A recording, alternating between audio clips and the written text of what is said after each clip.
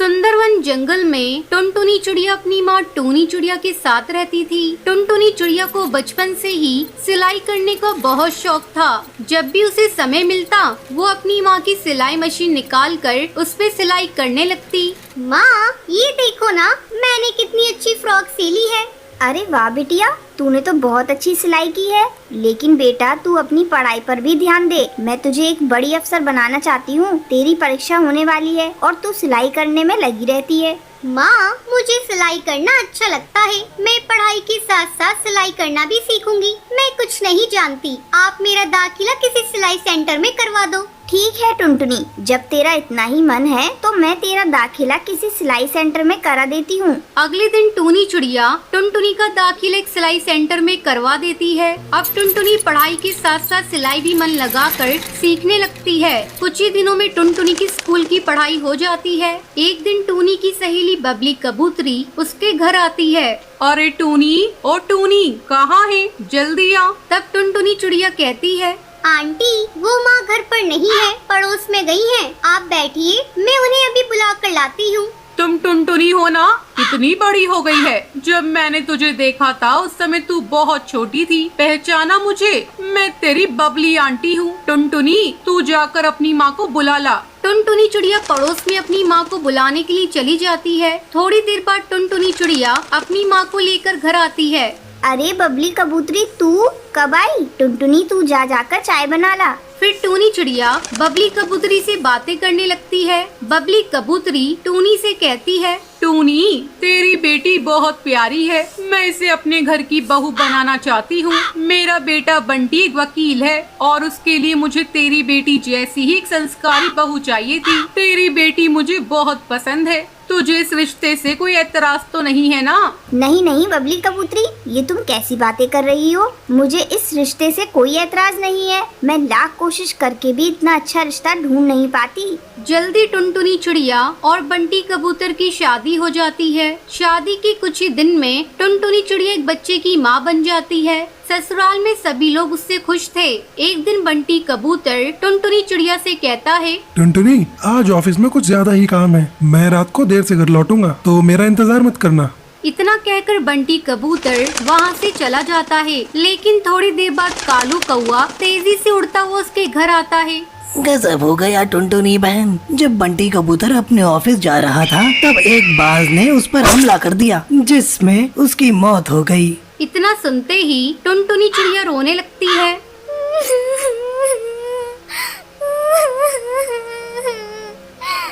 माँ जी ये सब क्या हो गया? माँ जी बंटी कबूतर के बिना भी ये घर कैसे चलेगा? टुनटुनी तो हिम्मत मत हार बेटा। ऊपर वाले की मर्जी के आगे किसी की नहीं चलती। इस तरह कुछ दिन गुजर जाते हैं। टुनटुनी चिड़िया अपना दुख भुलाकर सिलाई का काम करना शुरू कर देती है। आस पड़ोस के पक्षी उसके पास अपने कपड़े सिलवाने के लिए आने लगते हैं। एक दिन हरी काकी उससे कहती है, टुनटुनी तू तो इतनी अच्छी दर्जी है, इसके बारे में तो मुझे पता ही नहीं था। कम पैसों में बहुत अच्छे कपड़े सिल देती है। तू ऐसा कर, अपना एक बुटीक खोल ले।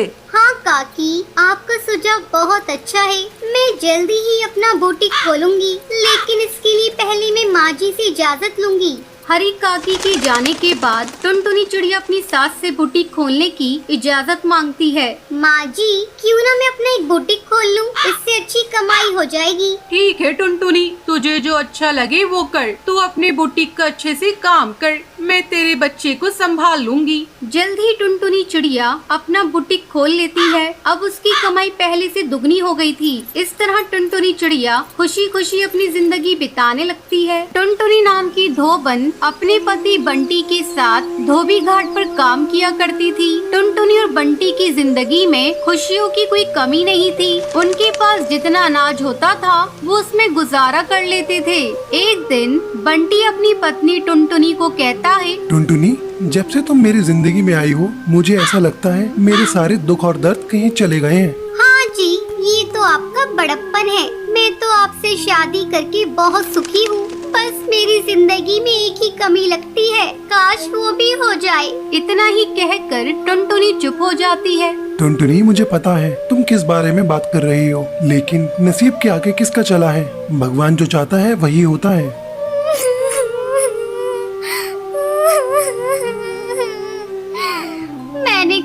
किसी का बुरा नहीं किया, फिर क्यों भगवान ने मुझे बांझ बना दिया? क्यों मेरे पास कोई भी संतान नहीं है? मैं हमेशा से ही दूसरे के बच्चों को खिलाकर अपना दिल बहला लेती हूँ, लेकिन मेरा भी मन करता है मेरी खुद की संतान हो जो मुझे माँ कहकर बुलाए। टुनटुनी, तुम परेशान क्यों होती हो? कोई नहीं, भगवान ने चाहा तो हमारे पास भी संतान होगी। चलो अब अपना काम करते हैं। कुछ कपड़े धुलने के लिए पड़े हैं, उन कपड़ों को धो लेते हैं। हाँ जी, आप सही कह रहे हैं। चलिए, काम तो करना ही है। टुनटुनी जाकर कपड़ों का गट्ठा खोलती है और उसे देखकर रोने लगती है।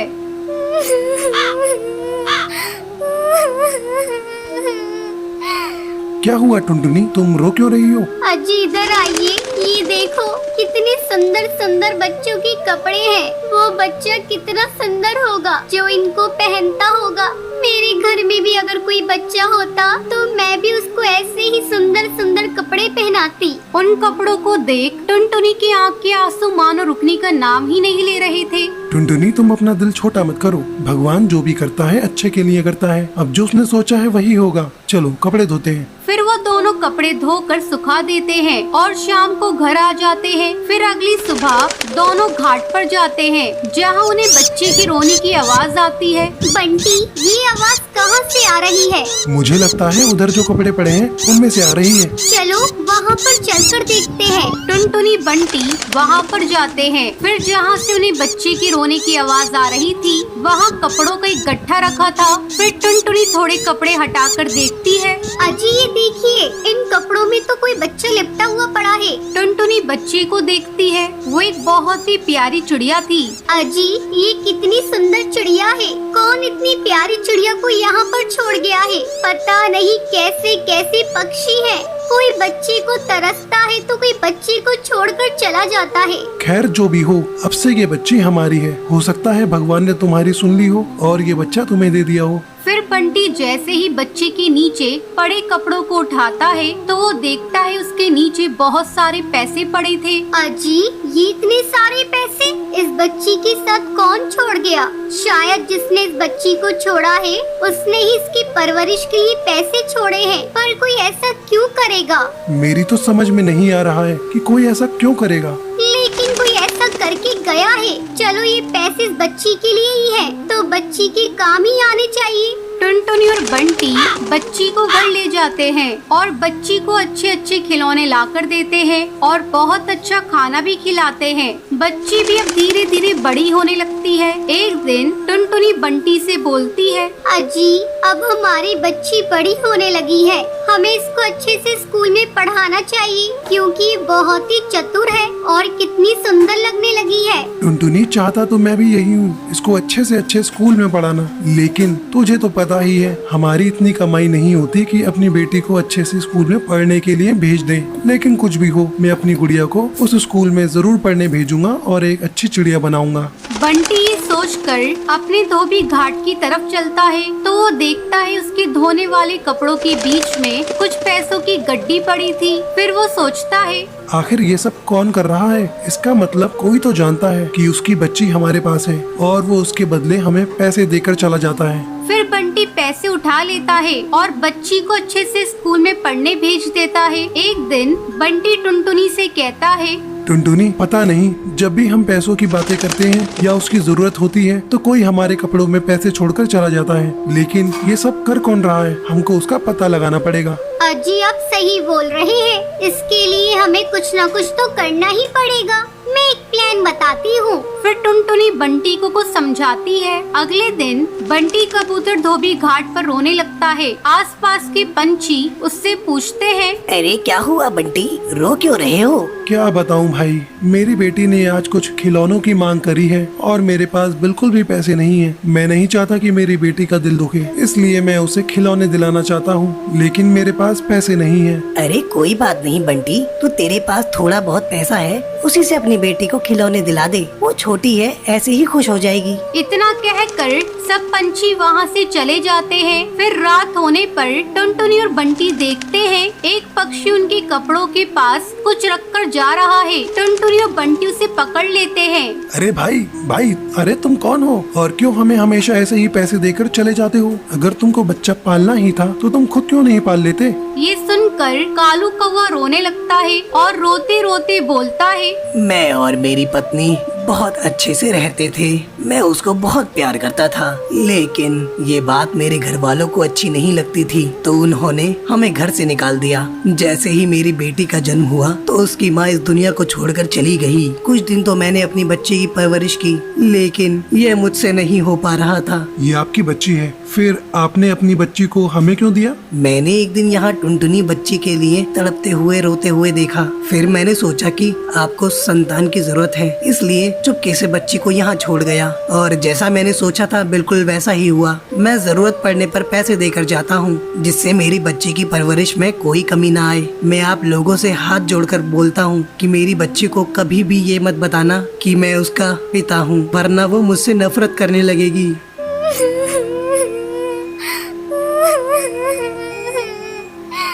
ठीक है भाई साहब, पर मैं आपसे ये कहना चाहती हूँ, आपने एक बांझ की सोनी गोद को भर दिया है, तो इस पर जितना हक हमारा है उतना आपका भी है, और आप कभी भी इससे मिलने आ सकते हैं। फिर कालू कौवा और बंटी इस बात से सहमत हो जाते हैं और अगले दिन बच्ची के पिता को अपने घर पर दावत के लिए बुलाते हैं। और फिर ऐसे ही टुनटुनी, बंटी और उनकी बच्ची और साथ ही साथ बच्ची का पिता सब मिलकर खुशी खुशी रहने लगते हैं।